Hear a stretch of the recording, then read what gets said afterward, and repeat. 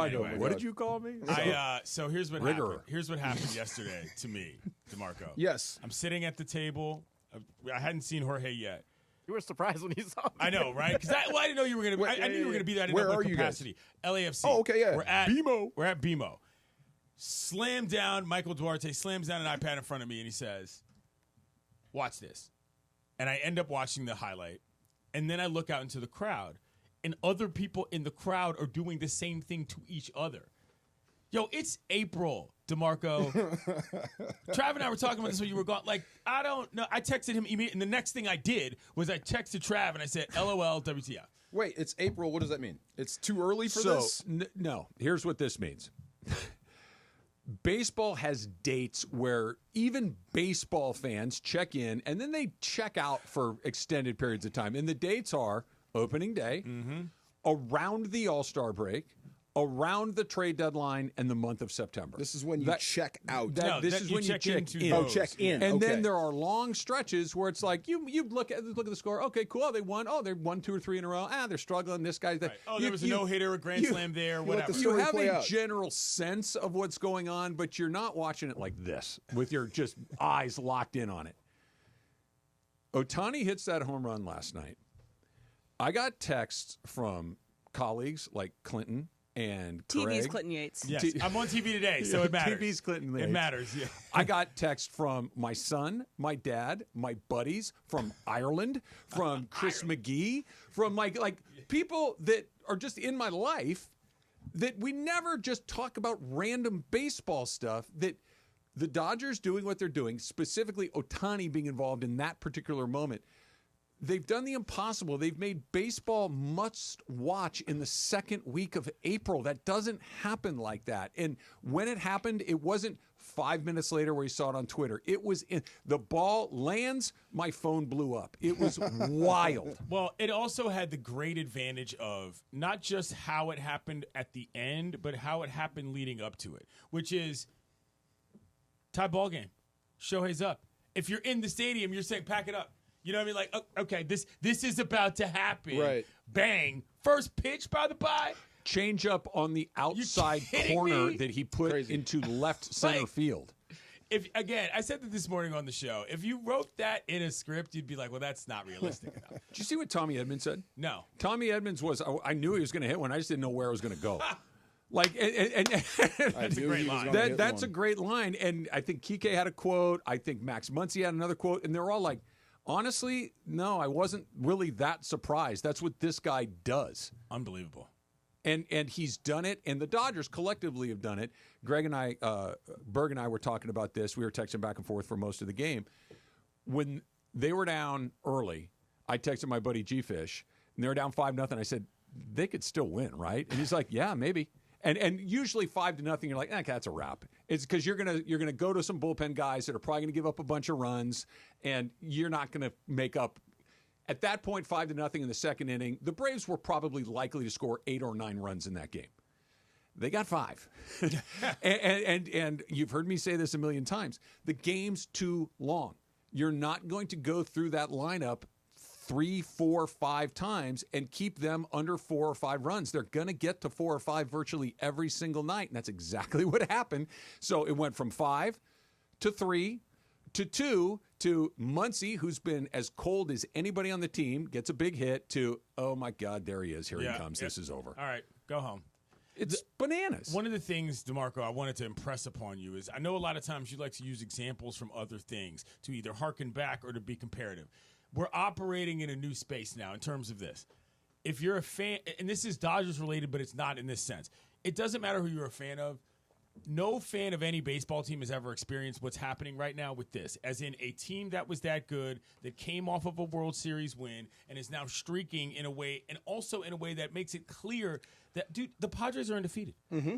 The Giants are having their best start in 10 years. Giants have lost 1 game. Yeah. And this is a non-discussion. Like, there is no hearkening back to, oh, well, is it? No, this isn't like anything else because it hasn't happened before. This is the time for Dodgers fans to be obnoxious. Can I add one thing to it? I don't want to change anything. I just want to add to. They're not playing well. Exactly. They're just winning They're games. not playing well. They're not playing. Yesterday they played terrible. Yeah, they had a couple throwing errors that were not great. And they could have had a couple more errors that were not scored errors. They ran the bases like they'd never played baseball before. They had a weird game. Yeah. They won anyway. And that, I think, is what happens when they get hot. If this is them playing their B-level baseball, Mediocre.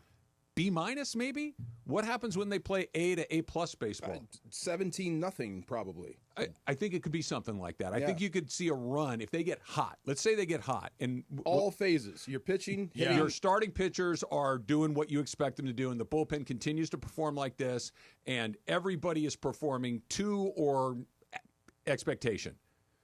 You're going to have a whole bunch of 13-2s. And you're going to have a bunch of guys losing a bunch of money on Vegas, too. Yeah. That's going to be wild. I mean, I'm just think about it. Like, that, I mean, when football teams start beating people by more than a touchdown a game, like, interest changes in them. And if you talked about this a little bit, too.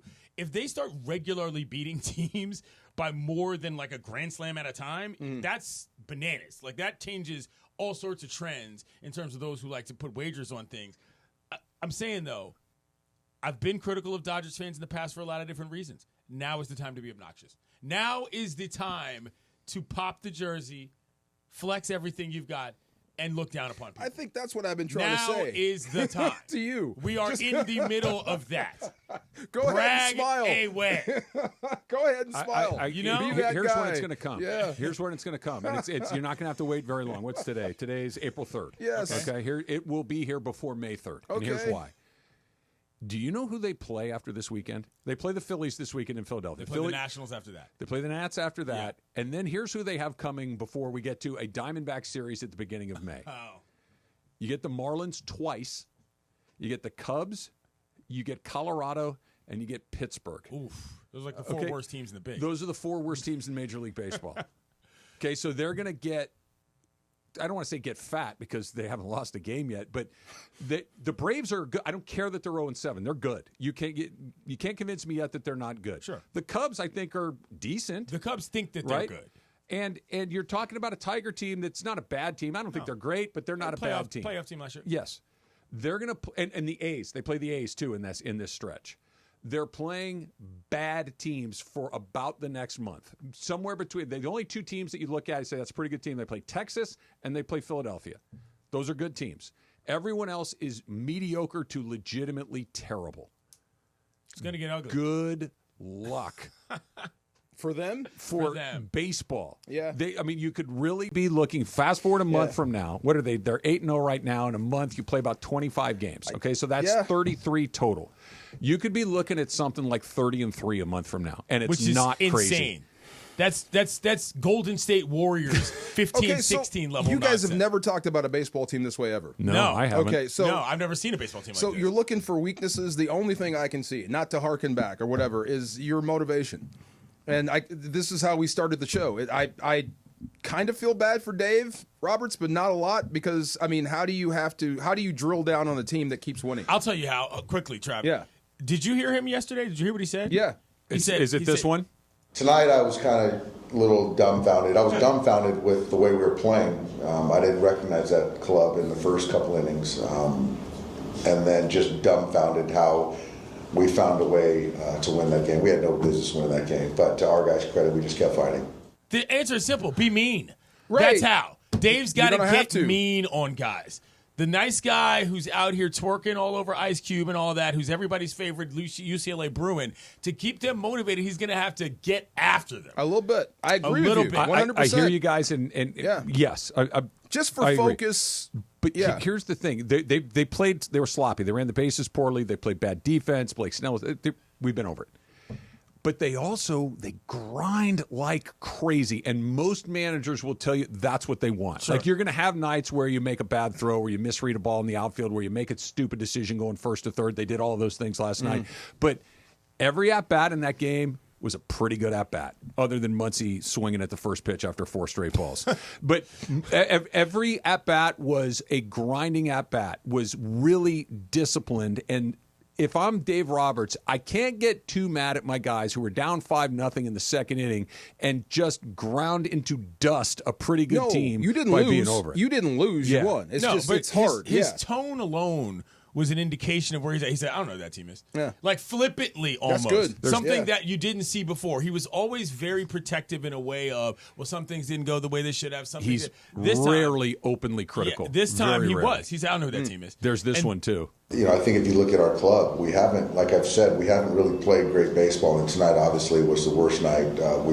Worst game we've played. But the pen has been fantastic, and you get two young rookie pitchers coming up against a good ball club, not playing great, but to chew up 2 innings apiece, shorten the game, give us a chance was huge. That's Dungy level. Yeah. His ability to be critical. yeah. His ability to be critical was often limited, and he's clearly just doesn't care at this point. Doesn't have to. What he said, too, their ability to shorten the game, and he's talking about Kasperius and Dreyer specifically, is the exact opposite of what the Dodgers do to everyone they play against, where the game feels like it's never going to end.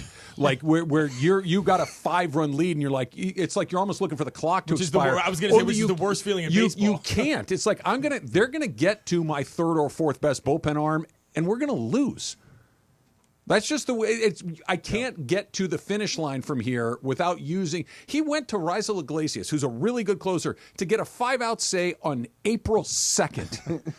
Okay? That's crazy. They call it counting outs, DeMarco, in terms of basic strategy of how you look at you're going to win a game. And if you're trying to count outs against the Dodgers, you're going to run out of breath. Bro, he's trying to get one. He's just trying to get one. He went to his closer in the 8th inning on April 3rd. He was desperate, man. Come on. And I'm not. And by the way, probably the right thing to do. Sure, Of course. Yeah. Dude was good, too. And by the way, a caller just pointed out that the 1984 Detroit Tigers started out 35-5 to start their season. Yeah.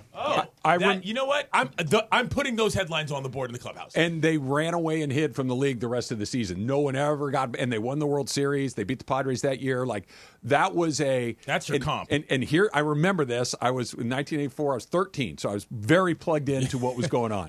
And the thing was, it'll correct itself. You don't win 34, 37 baseball games. It will not last. It will. Guess what happened? It lasted. It lasted. They won the World Series. There's your comp, DeMarco. Yeah. What's that? You should go back at this day in history every day for the Detroit Tigers in 1984. There is no comp for this. No, because, but talent-wise, there's not. And you guys can't tell me, really, let's get real. Is he really that good? Who? Ohtani. Yes. No. He's better. Okay. He's better. He's better than that good. Yes. Goodbye. I'm going to be on TV. Yeah. No.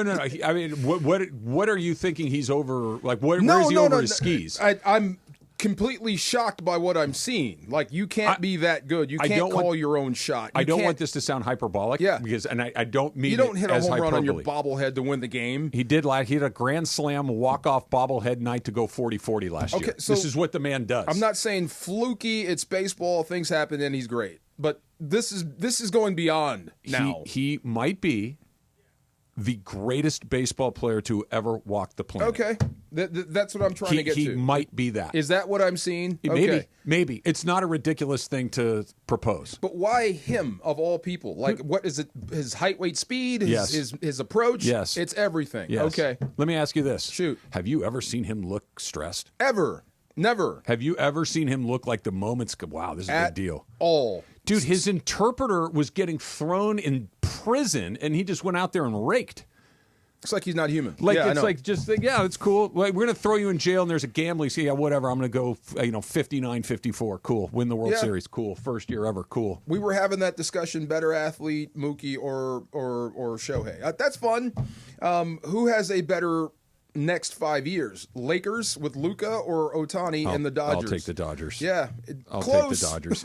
Because see. I think it's easier to win a championship for Luka than it is for this guy to win a World Series. I agree with that. I agree with that. But Luka is going to be just Luka, and we'll see what they do moving forward sooner than later.